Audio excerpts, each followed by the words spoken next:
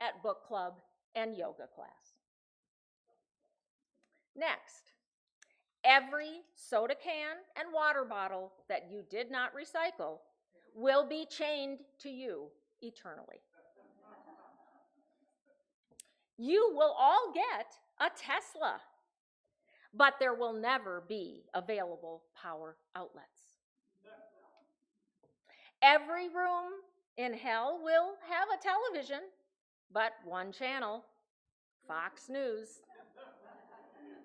The all-you-can-eat buffet available at all times will include only artificial flavors and colors. All of your children will become fundamentalist preachers, and you will be forced to hear them preach every Sunday, and they will use you as bad examples. Now, it's great, isn't it, that we can joke about such things here in church. But the afterlife is serious business for millions of people today. And it has been for every culture, even before recorded history. Whether death produced fear, curiosity, or celebration, having some type of ritual around our dead and ancestors is a universal. Now, in high school, I won a speech contest for Memorial Day, and I had to read it at the local cemetery. Like the man from the reading who played taps, I can't recall the speech itself, but I do remember I got a $50 savings bond for it. Now there I was, standing in the very familiar small town cemetery among the tiny little American flags and the floral arrangements, giving a speech without any real feeling about what it was about.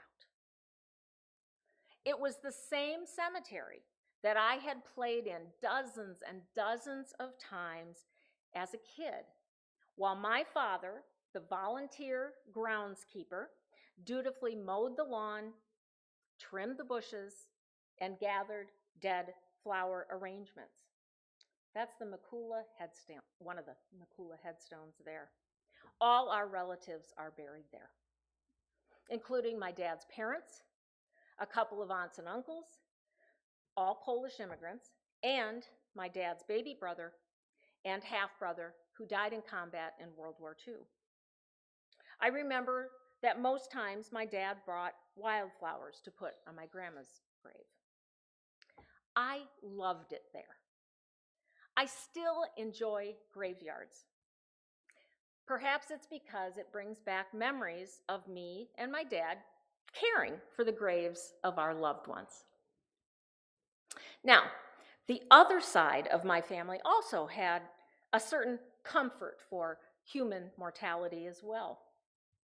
I had a slew of old country relatives on my mom's side that never hesitated to share their quirky beliefs with me when I was young, and really young. Mind you, you never heard any of these stories just once. Every family gathering, I heard the same phrase. Remember when? I'm sure you have the same thing. Remember when great-grandma Ann nearly died at 40 and she saw the light and the tunnel and all of our dead relatives in our family? Now that was before anybody ever talked about such things, and books were written and TV shows were about it. And remember when she said, when she was 93, that she was going to die on a certain day, and she did. She died on that very day. And remember when great-grandma Jenny swore that she talked to the devil and he was running around the lampshade, and she informed him her soul was spoken for? That was just like her.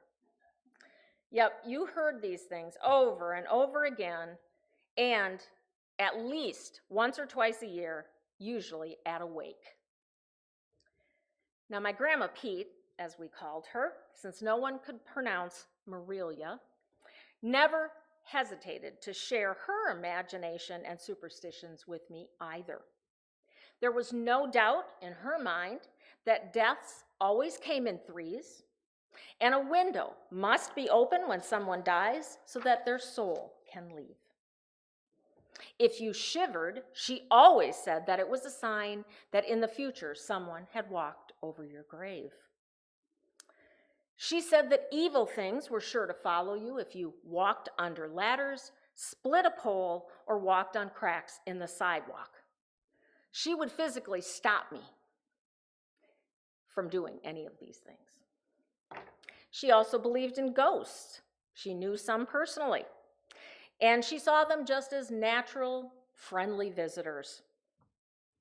Now, my grandmother shared these things with me when I was young and impressionable, not to scare me, but to help me see what a natural part of life these things were.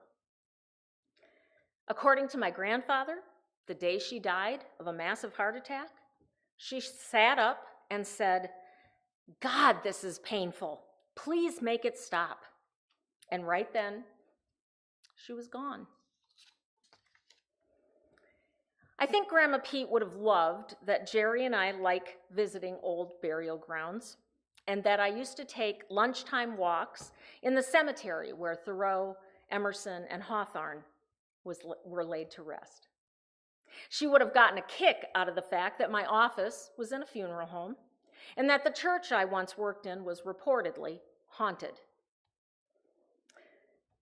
But you see, death was a very familiar topic in my family. It was part superstition, part family lore, and a pinch of being very nonchalant about ghost sightings. Now, I'm guessing that some of your families had their own traditions and stories as well. The simple fact is that they are all just ways of coping with the very reality that nobody gets out of this life alive. Now, fortunately, my family, my time in seminary as a chaplain and hospice, and Unitarian Universalism itself prepared me very well for this.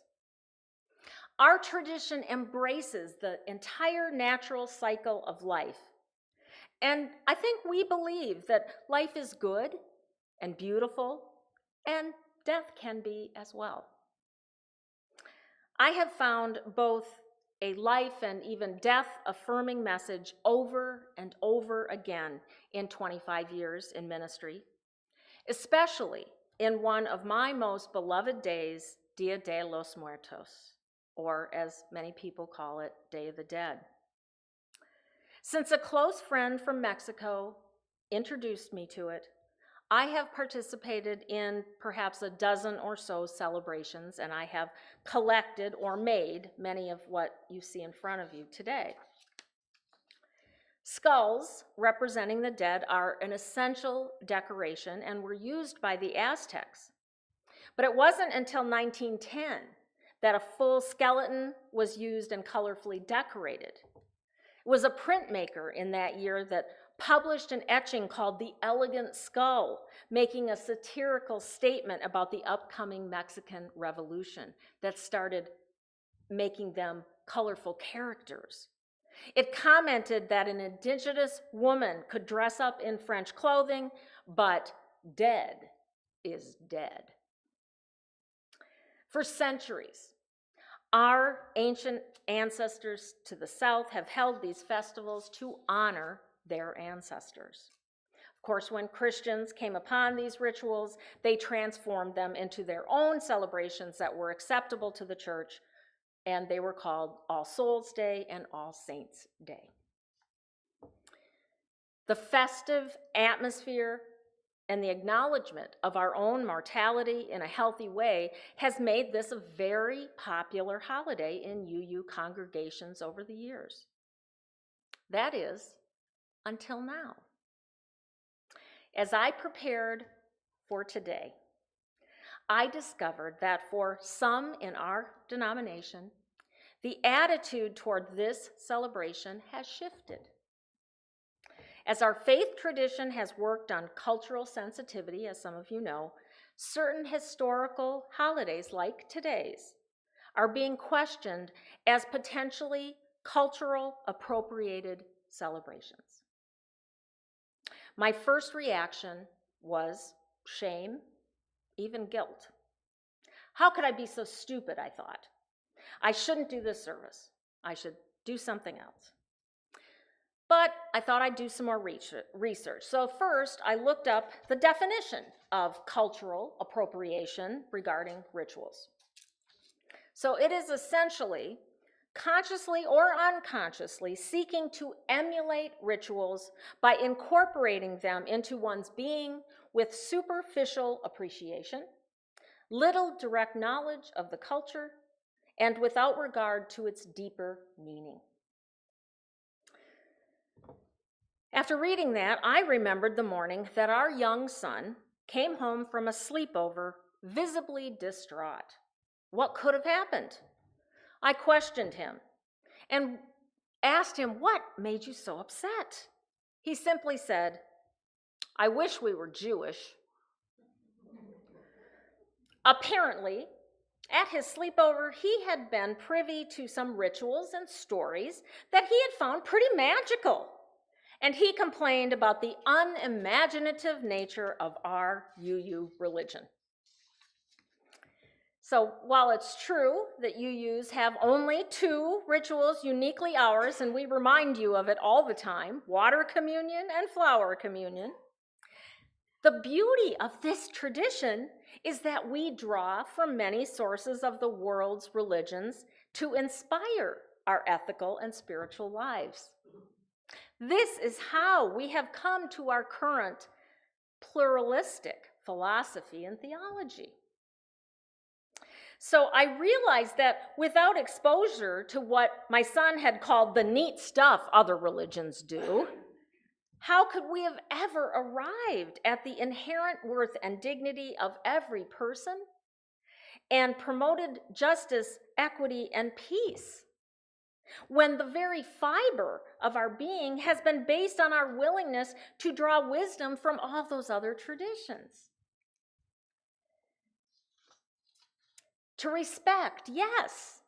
To integrate at times, but never, I think, to appropriate, and never, of course, to profit from them.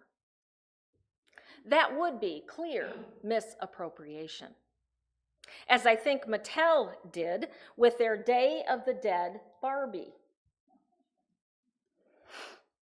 So, I decided to watch the hour-and-a-half webinar at the UUA on cultural misappropriation, which they suggested. It said that if a congregation is not in relationship with people of the culture, or not in the struggle with them, so to speak, don't celebrate their holidays.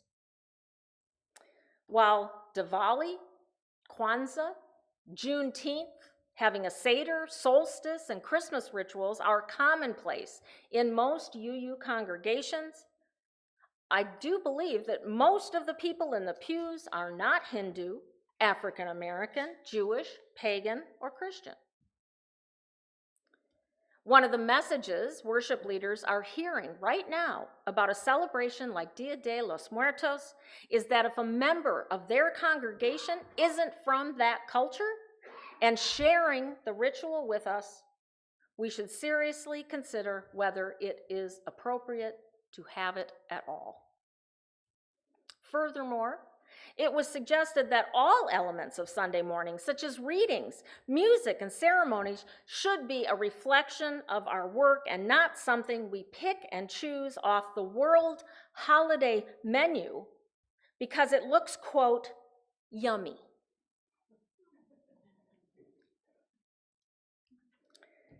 My feeling is, introducing a new culture through worship may open a door for relationships to begin. The pulpit in UU congregations can be a magnificent tool for learning. Exposure to something new on a Sunday morning like Buddhist meditation, a pagan wheel of the year, or Ramadan feels more like fostering cross-cultural understanding than misappropriation to me. Do we not honor other cultures by encouraging the white privileged to see people of color or minority religions in all their beautiful traditions? As long as we acknowledge that we are learners and that we have engaged people from particular cultures or religions in the process, and that we do conduct ourselves humbly and reverently. I thought Latina author and relationship columnist Pauline Campos explained it best when she wrote, Disney, trying to trademark Dia de los Muertos back in 2013, that most definitely qualified as cultural appropriation and reeked of white privilege. A white person finding joy and peace in the bright colors and comfort of a positive view of death, thanks to a holiday from another culture, does not. Campos explained that in homeschooling her daughter, she has cooked meals from other cultures, read stories, and recreated ancient artifacts in clay. She says intent speaks volumes. Campos said, while they were studying New Zealand and Australia, she painted her daughter's face like an ancient warrior. And she also painted her daughter's face in the traditional style of Women of Madagascar for a Girl Scout event. She also noted that by the time she first painted her daughter's face for Dia de los Muertos, her father had been dead 7 years. They had never celebrated the holiday in her first-generation Mexican-American family. But she said when they finally did participate in this activity, it morphed into a new way to cope with her father's death and became a natural extension of sharing both her culture and memories with her daughter. Campos said it turned into one of the most meaningful educational moments she had ever had. She wrote, at its core, the Day of the Dead celebrates life and our everlasting connection with our loved ones who have passed on. While steeped in indigenous beliefs and traditions, I don't necessarily think it's a bad thing for the world at large to let go of the fear associated with death. Campos said that if creating an ofrenda for a departed loved one soothes someone's grief, she isn't going to ask for someone's Mexican card. Instead, she says, she will feel honor that it was a tradition from her culture that has brought someone peace. While I found myself saying, yes, yes, while reading Campos' words, I do know that there are people out there that don't do their homework, that don't engage with their multicultural neighbors, or talk about social justice at any other time of the year. Some people will don Day of the Dead makeup on Halloween and they won't have the foggiest idea what it is about. But I stand here with certainty, knowing that this is not a one and done kind of place. Black Lives Matter is not a topic 1 month out of the year at this congregation. Gun violence is not spoken about only after a mass shooting. Sacred rituals aren't chosen because they just look like fun. We make every effort to be reverent, respectful, and conduct ourselves with pure intentions. And today is no exception. We celebrate and honor our ancestors with humility. And we also honor those people who developed these customs thousands of years ago by traditional decorations. And although you may not believe that an actual soul will visit us today, we are reminded that loved ones live on within us. So,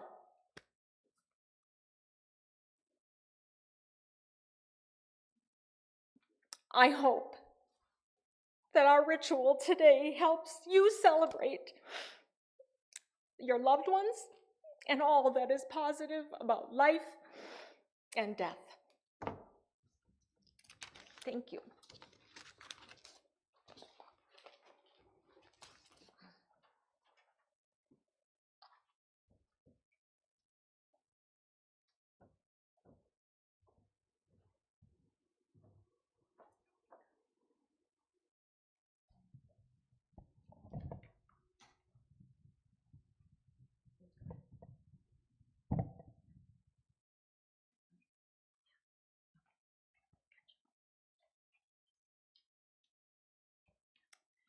It is right to remember the names of those who gave us strength in this choice of living.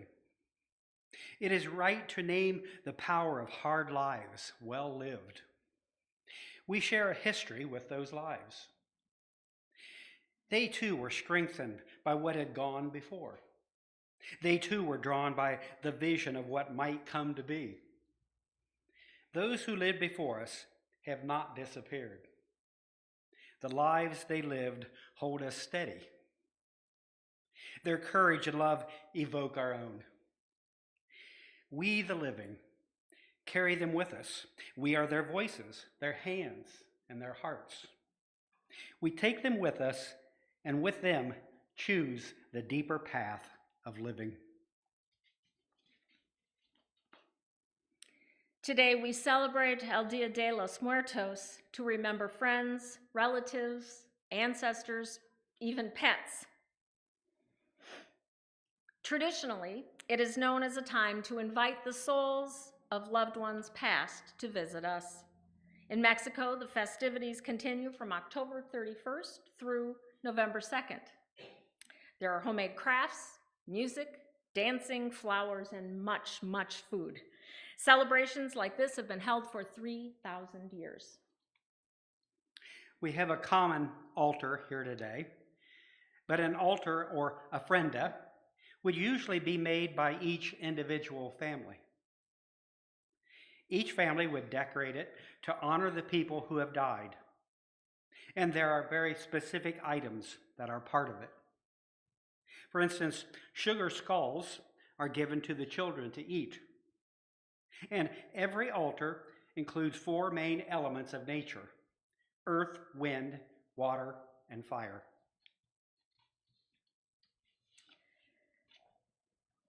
Earth is represented by an apple, and salt for the souls to eat. Wind is placed for the soul, wind is represented by tissue paper flowers. Water is placed for the soul to drink after their long journey. Fire is represented by cinnamon-scented candles that have a pleasant scent for souls to follow. And of course, all of the skulls represent death and rebirth and also remind us to not be afraid. Today, we honor dear companions, relatives or friends, and even people we never knew. We let our thoughts turn to things past, to those who are no longer with us. Allow images to come to your minds of dear companions, people that once graced our lives, loved ones whom we miss, and persons whose lives made an impact on our own lives. May their spirits visit us and show that death cannot break the connection of loving hearts. Once our music begins, we invite you to come forward and add your memento picture or the little paper butterfly skull with a name on it to the altar. You can use the mic and speak their name clearly into it if you like, and their connection, such as father, mother, brother, sister, or you may also come up silently and place your item on the altar. And to begin with, I am going to place the first one on the altar, and this is for all of the innocent lives being lost for the war in the Middle East.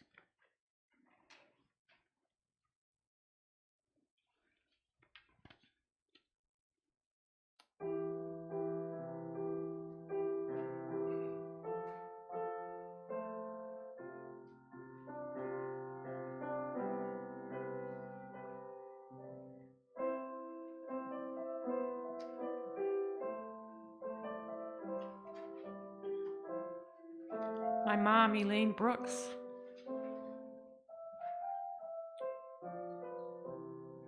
My grandparents, Richard Ford, and I'm going to give her French name, Marie Alexina Celestine Chausset, and my dad, Harold Richard Ford.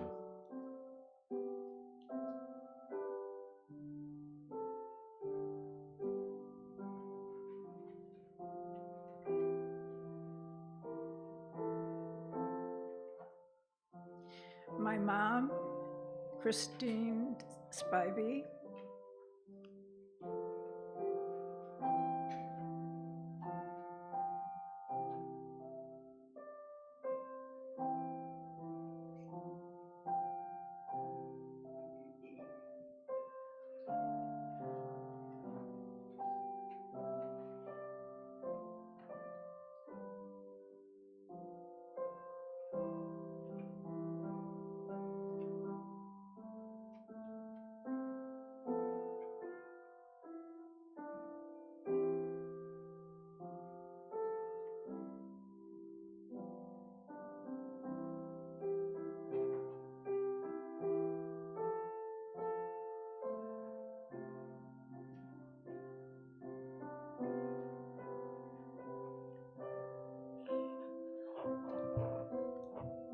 My brother Lance and my precious, precious mother.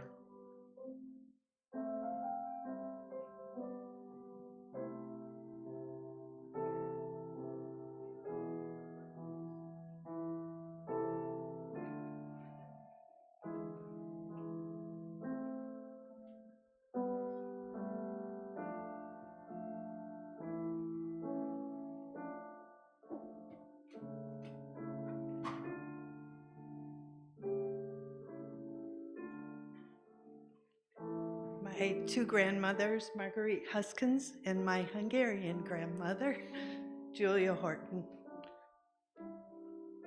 Maynard and Marie Frazee.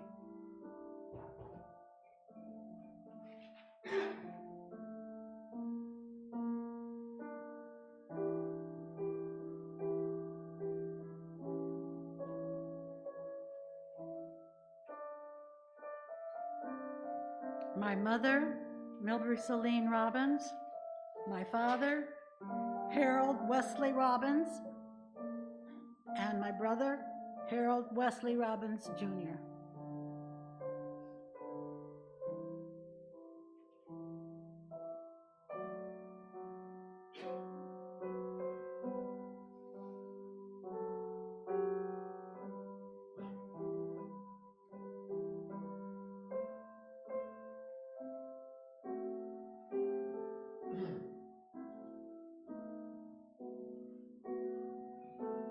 That's a picture of 4 generations of Zookses.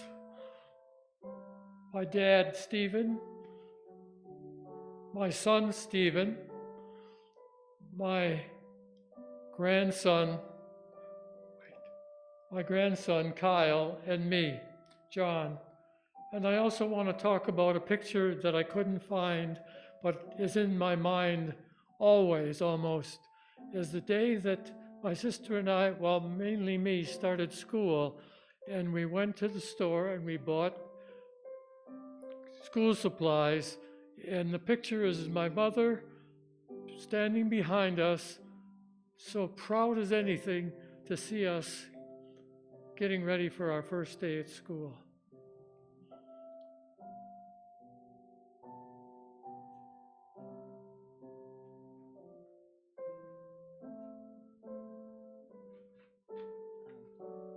I'm just going to mention two people that I lost just this month. One is a lady named Barb Amble. She was part of a group, Ruby Red Hats is what it's called. You know, like many people think, oh, that's so silly, you know, and old-fashioned and whatever. But we had a wonderful time, and that reminds me of two ladies from here, Evelyn Mackey and Eva Young, who were part of that group. And all three of them have passed. Also, just this month, I lost my sister-in-law. Her name was Sue Tipton, and she died of COVID.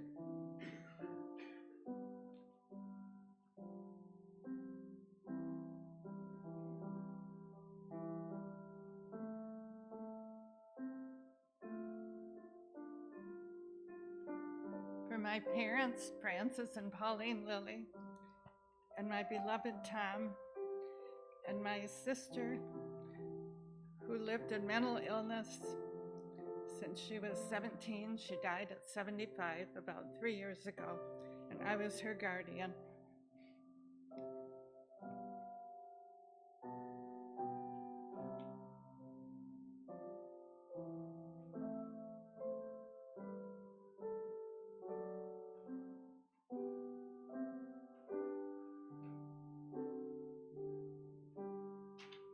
My grandmother, Evelyn Wingfield Thompson, she passed away over 10 years ago, but I still miss her. My mother died a year ago, June Delight Ivester.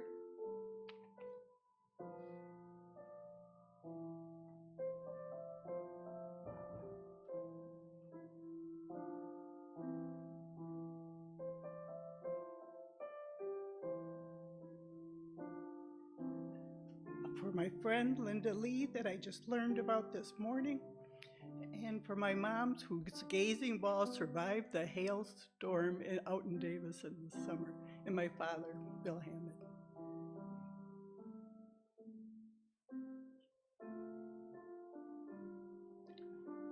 My grandpa Charlie Blodgett, my grandma Wilma Blodgett, and step-grandma Grandma Leona Day.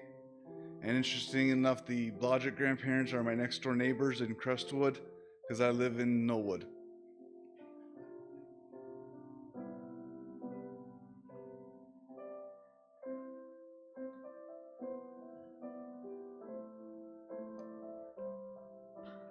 I had to add some more.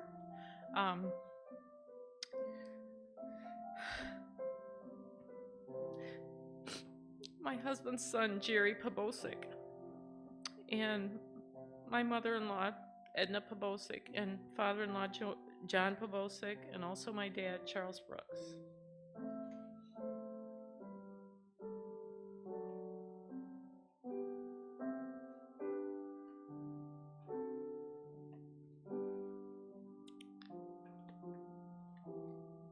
My dad, Henry McCula, and Grandma Pete and Grandpa Tony.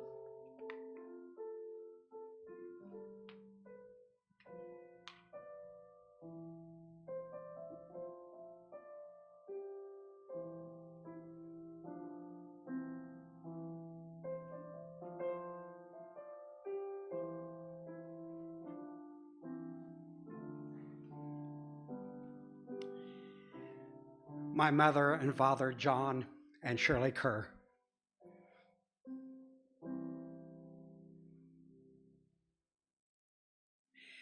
May these brave and lovely spirits live again in our tender thoughts and prove that death and distance are powerless to sever the bonds that connect truly loving hearts.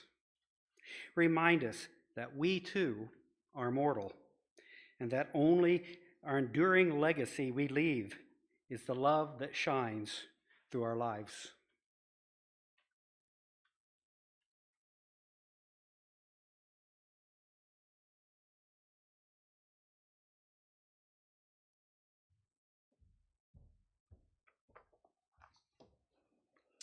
This is our time for generosity.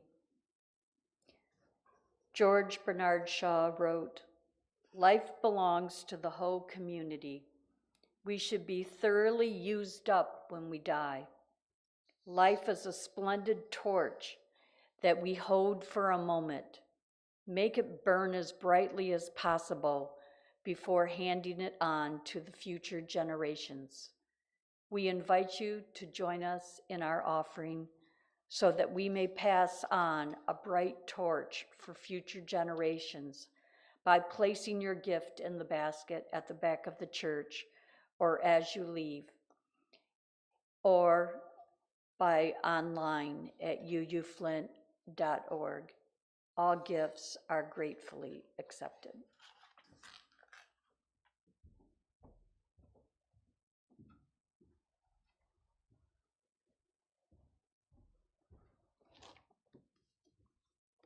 Thank you all for sharing your loved ones with us.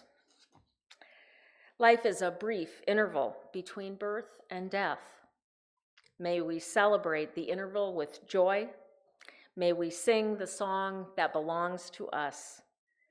And may we all act as if our very life is dependent upon it, for it does.